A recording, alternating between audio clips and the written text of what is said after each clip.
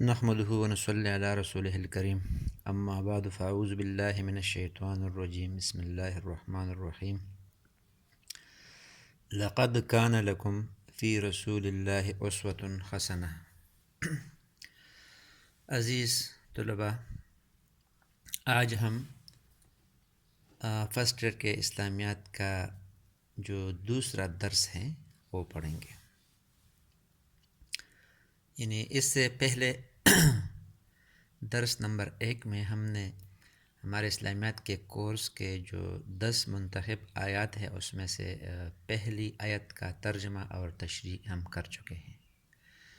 آج ہم جو میں نے آپ کے سامنے تلاوت کی یہ ہمارے کورس کا دوسرا منتخب آیات ہیں، یعنی لقد کان لکم فی رسول اللہ اسوۃ حسنہ۔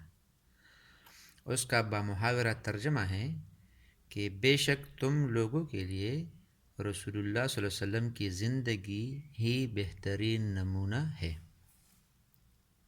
ابھی آپ آیت کے مشکل الفاظ کے معنی دیکھ لیں۔ لقد کا ترجمہ ہوگا تحقیق یا بے شک۔ لقد قرآن میں سٹریس تاکید کے لیے آتا ہے، یعنی وہ بات جس میں کچھ شک نہ ہو، ذرا بر بھی اس میں کچھ شک نہ ہو۔ کانا ہے یا تا، کانا عربی میں دونوں کے لیے آتا ہے، پہلے مضارع ہے ماضی کے لیے اور حال دونوں کے لیے آتا ہے۔ تو کانا ہے لکم تمہارے لیے، کم جو ہے جمع مخاطب کا صیغہ ہے، لکم تمہارے لیے، یعنی پیغمبر پاک صلی اللہ علیہ وسلم کی زندگی سے لے کر قیامت تک جتنے بھی لوگ ہیں ان سب کے لیے، تمہارے لیے، فی میں رسول اللہ صلی اللہ علیہ وسلم میں، یعنی رسول اللہ صلی اللہ علیہ وسلم کی زندگی میں، اسوۃ نمونہ، حسنۃ بہترین یا اچھا یا عمدہ، تینوں معنی ہو سکتے ہیں۔ حسنۃ خوبصورت، بہترین اچھا۔ تو ترجمہ ہو گیا کہ بامحاورہ ترجمہ ہوگا اسی آیت کا کہ بے شک تم لوگوں کے لیے رسول پاک صلی اللہ علیہ وسلم کی زندگی ہی بہترین نمونہ ہے۔ عزیز طلباء، جیسا کہ ہم سب کو معلوم ہے کہ ہمارا جو دین ہے، دین اسلام، وہ مکمل ضابطۂ حیات ہے، یعنی کمپلیٹ کوڈ آف لائف ہے۔ ہمارے زندگی کا کوئی ایسا شعبہ نہیں ہے جو ہمارے دین سے باہر ہو۔ جس طرح اور مذاہب کے لوگوں نے دین کو کچھ خاص رسومات تک یا تہواروں تک محدود کر رکھا ہے، اس کے مقابلے میں ہمارا جو دین ہے وہ مکمل ہے۔ وہ کھانے پینے، یہاں تک کہ آپ سوتے ہیں، واش روم جاتے ہیں، کاروبار کرتے ہیں، جو کچھ بھی کرتے ہیں، دین اسلام ہمارے لیے واضح اصول متعین کرتے ہیں کہ آپ کو اس راستے پر چلنا ہے اور اس طرح کرنا ہے۔ اس بات کی وضاحت خود قرآن میں ہے کہ اللہ تعالیٰ فرماتا ہے کہ ادخلوا فی السلم کافہ، یعنی اسلام میں پورے کا پورے داخل ہو جاؤ، جزوی طور پر نہیں، یعنی پورے کا پورے داخل ہو جاؤ۔ دوسری بات یہ ہے کہ قرآن جو ہے اللہ تعالیٰ نے انسانوں کی ہدایت کے لیے اپنے پیارے رسول حضرت محمد مصطفیٰ صلی اللہ علیہ وسلم پر نازل کیا، انسانوں کی رہنمائی کے لیے۔ تو قرآن کے جو احکامات ہیں وہ جامع ہیں، اس کی حدیث جو ہے یا پیغمبر صلی اللہ علیہ وسلم کی طرز عمل جو ہے، زندگی، وہ اس کی تشریح ہے۔ پیغمبر جو ہے وہ اللہ تعالیٰ کا ترجمان ہے، اور یعنی قرآن جو ہے یہ تھیوری ہے، پیغمبر صلی اللہ علیہ وسلم نے اس کو کیا ہے، پریکٹیکلائز کیا ہے، یعنی اپنے طرز زندگی سے اللہ کے جو احکام نازل ہوئے تھے پیغمبر صلی اللہ علیہ وسلم نے اپنے امت کو اس کی وضاحت کی ہے۔ مثال کے طور پر بہت سے احکام ہیں جو قرآن میں موجود ہے لیکن وہ جامع ہیں، فارمولے ہیں۔ مثال کے طور پر نماز جو دین کا سب سے بڑا رکن ہے اسلام کا، اس کے بارے میں قرآن میں بار بار آتا ہے کہ واقیم الصلاۃ واقیم الصلاۃ واتوا الزکوٰۃ، نماز قائم کرے، زکوٰۃ دے دے، ٹھیک ہے۔ یا قرآن میں آتا ہے کہ ان الصلاۃ کانت علی المؤمنین کتابا موقوتا، کہ نماز میں نے مومنوں پر مقررہ وقت پر فرض کیا ہے۔ تو قرآن میں پھر نماز کے جو ٹائمنگ ہے یا ان کی تعداد ہے، ان کی جو حیت ہے، طریقہ ہے، اس میں جو فرائض ہے، سنت ہے، واجبات ہے، وغیرہ وغیرہ، اس کی وضاحت نہیں ہے۔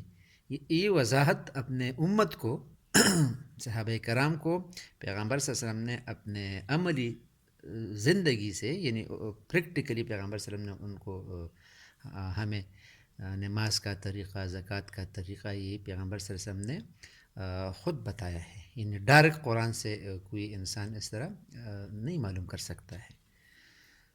کسی صحابی نے آ کر ام المؤمنین حضرت عائشہ رضی اللہ تعالی عنہا سے پیغمبر صلی اللہ علیہ وسلم کے اخلاق کے بارے میں دریافت فرمایا، تو ام المؤمنین حضرت عائشہ رضی اللہ تعالیٰ عنہ نے اس سے فرمایا کہ کیا آپ نے قرآن نہیں پڑھا ہے؟ تو انہوں نے کہا کہ کیوں نہیں، بے شک میں تو قرآن بہت پڑھتا ہوں۔ تو حضرت عائشہ رضی اللہ تعالیٰ عنہ نے اس سے فرمایا کہ جو کچھ قرآن میں ہے وہ پیغمبر پاک صلی اللہ علیہ وسلم کا اخلاق ہے، یعنی قرآن کی پریکٹیکل شکل جو ہے وہ پیغمبر پاک صلی اللہ علیہ وسلم ہے۔ اور اس کے بارے میں کسی شاعر نے بھی فرمایا ہے کہ یہ راز کسی کو نہیں معلوم کہ مومن قاری نظر آتا ہے، حقیقت میں ہے قرآن، یعنی قرآن کا جو پڑھنے والا ہوتا ہے، مسلمان ہوتا ہے، یہ بظاہر وہ قرآن کا پڑھنے والا معلوم ہوتا ہے، لیکن یہ کیا ہوتا ہے کہ حقیقت میں وہ قرآن کا عملی شکل ہوتا ہے۔ تو اس طرح ہمارے پیارے پیغمبر صلی اللہ علیہ وسلم جو ہے، جو حضرت عائشہ رضی اللہ تعالیٰ عنہ نے ان کو جو جواب دیا کہ قرآن جو ہے اس کی پریکٹیکل شکل جو ہے وہ ہمارے پیارے رسول حضرت محمد مصطفیٰ صلی اللہ علیہ وسلم ہے۔ اسی طرح ایک شاعر فرماتا ہے کہ حسنی یوسف دم عیسیٰ ید بیزاداری آنچ خوبہ ہما دارت تو تنہا دار، یعنی اللہ تعالیٰ نے پچھلے انبیاء کرام کو جو الگ الگ صفات، خصوصیات عطا کیے تھے، وہ سارے خصوصیات اللہ تعالیٰ نے ہمارے پیارے رسول صلی اللہ علیہ وسلم کی ذات ببرکات میں یکجا طور پر رکھے تھے۔ عزیز طلباء، اس طرح ایک بہت بڑا مصنف ہے جو مذہبی طور پر عیسائی ہے، اس کا نام ہے ڈاکٹر مائیکل ہارٹ۔ تو وہ ایک کتاب لکھ رہا تھا اور اس موضوع پر کہ دنیا میں جتنے بھی عظیم لوگ گزرے ہیں اور انہوں نے تاریخ جو ہے وہ، یعنی دنیا میں بڑے انقلاب برپا کیا ہے، تاریخ کا رخ انہوں نے موڑا ہے اور انسانیت کو بہت زیادہ فائدہ پہنچایا ہے۔ تو اس نے ایک لسٹ مرتب کی اور اس کی گریڈنگ کی، یعنی ٹاپ، یعنی گریڈنگ کی 1 2 3 یعنی 100 تک۔ تو انہوں نے 100 تک لوگوں کا انتخاب کیا اور اس کے رینکنگ کی، اور اس کی کتاب کا نام ہے ڈاکٹر مائیکل ہارٹ کے دا 100 the most influential first 100 most influential men of the world, a ranking of the most influential person in the history۔ تو اس نے جن 100 لوگوں کا انتخاب کیا تو اس میں انہوں نے ٹاپ پر رکھا، یعنی سب سے زیادہ اعلیٰ درجے پر رکھا ہمارے پیارے رسول حضرت محمد مصطفیٰ صلی اللہ علیہ وسلم کو۔ اس نے دوسرے نمبر پر نیوٹن رکھا اور تیسرے نمبر پر رکھا اپنا پیغمبر حضرت عیسیٰ علیہ السلام، اس لیے کہ وہ خود عیسائی تھا۔ تو لوگوں نے ان پر بہت تنقید کیا کہ آپ عیسائی ہے، عیسیٰ علیہ السلام کا جو پیروکار ہے آج کل وہ دنیا میں سب سے زیادہ ہے، سارا یورپ، آسٹریلیا، امریکہ، اس میں زیادہ عیسائی ہے، تو آپ نے اپنے پیغمبر کو ٹاپ پر کیوں نہیں رکھا؟ تو اس کا جواب یہ تھا کہ اس کے الفاظ ہے کہ this is because he is the only person supremely successful in both the religious and secular fields۔ اس نے کہا کہ میں نے پیغمبر پاک صلی اللہ علیہ وسلم کو، جو مسلمانوں کا پیغمبر ہے، ٹاپ پر اس لیے رکھا کہ اس کی جو شخصیت ہے وہ جامع ہے، چاہے وہ مذہبی طور پر ہو یا چاہے سیاسی طور پر ہو، یعنی ہر طور پر وہ کمپلیٹ ہے۔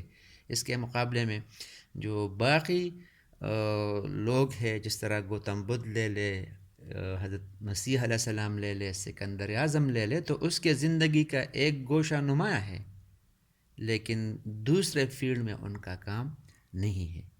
اس کے مقابلے میں مسلمانوں کا جو پیغمبر ہے اس نے اپنے امت کو ہر فیلڈ میں ہر شعبے میں ایسے اصول جامع اصول دیے کہ دنیا کا کوئی دوسرا لیڈر وہ نہیں دے سکتا ہے. تو اس طرح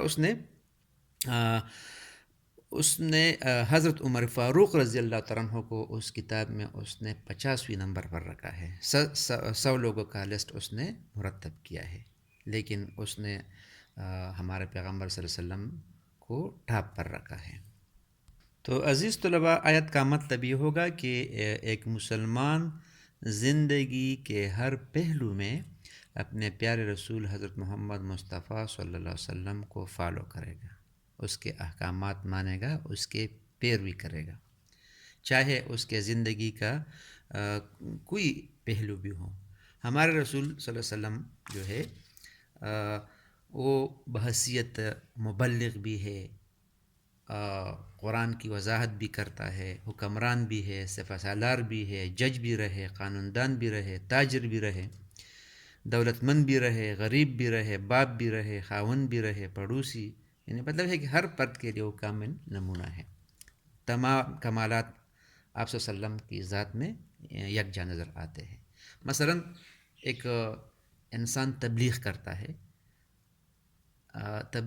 ہے، تو پیغمبر صلی اللہ علیہ وسلم کے جو پہلو ہے تبلیغ کا اس کو اسٹڈی کرے گا کہ آپ صلی اللہ علیہ وسلم نے کس طرح تبلیغ کی ہے، تو وہ کمالات اپنانے کی وہ کوشش کرے گا، پھر تبلیغ کرے گا.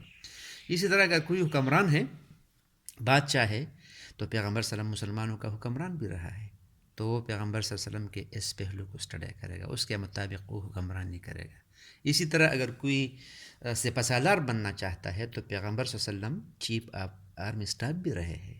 اس نے اپنے زندگی میں تقریباً 27 غزوات لڑے ہیں، تو وہ ان اصول کو اسٹڈی کرے گا کہ آپ صلی اللہ علیہ وسلم کس طرح جہاد کرتے تھے، اس کے اصول کیا تھے، اس نے ہمیں کون سے اصول دیے ہیں. اس طرح اگر کوئی جج بنتا ہے یا قانون دان بنتا ہے تو پیغمبر صلی اللہ علیہ وسلم نے بہت فیصلے بھی کیے ہیں. وہ جج بھی تھا، قاضی بھی تھا، قانون دان بھی تھا، حاکم بھی تھا.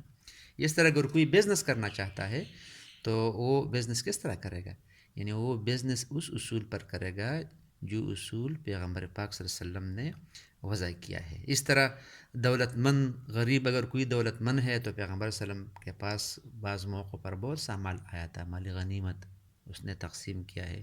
اس طرح آپ صلی اللہ علیہ وسلم نے غربت کی زندگی بھی گزاری ہے. آپ صلی اللہ علیہ وسلم یتیم بھی رہے، یعنی دنیا میں آنے سے 6 مہینے پہلے آپ صلی اللہ علیہ وسلم کا باپ وفات پا گیا تھا، تو آپ نے غریبی کی زندگی بھی گزاری، آپ یتیم بھی رہے، باپ بھی رہے، 4 بیٹی اور 3 بیٹوں کا باپ بھی رہا ہے، خاون بھی رہا ہے. تو اگر کوئی شادی کرنا چاہتا ہے تو وہ پیغمبر صلی اللہ علیہ وسلم کے آئلی زندگی کو اسٹڈی کرے گا، تو پھر اپنے بیویوں کے ساتھ اسی اصول کو اپنائے گا، بیہیور رکھے گا. اس طرح پڑوسی جو ہے، آپ صلی اللہ علیہ وسلم کے پڑوسی میں بہت سے لوگ رہے ہیں، مسلم بھی رہے ہیں، غیر مسلم بھی رہے ہیں. تو جب ہم کسی معاشرے میں رہتے ہیں تو ہم اسلامی اصول کو فالو، پیغمبر صلی اللہ علیہ وسلم کی طرز زندگی دیکھیں گے کہ آپ صلی اللہ علیہ وسلم نے پڑوسیوں کے ساتھ کس طرح پیش آئے ہیں، کس طرح اصول آئے ہیں. تو اگر ہم اس آیت پر عمل کریں، یعنی ہر فیلڈ میں ہمارا جو آئیڈیل ہوگا وہ اپنے پیغمبر صلی اللہ علیہ وسلم کو رکھے، تو انشاءاللہ ہماری دنیا کی زندگی بھی اچھی رہے گی اور آخرت کی جو کامیابی ہے، کامرانی ہے، وہ بھی یقینی ہے. تو اللہ تعالی ہمیں رسول اللہ صلی اللہ علیہ وسلم کے اسوہ کو اختیار کرنے کی توفیق عطا فرمائے. وما علینا الا البلاغ.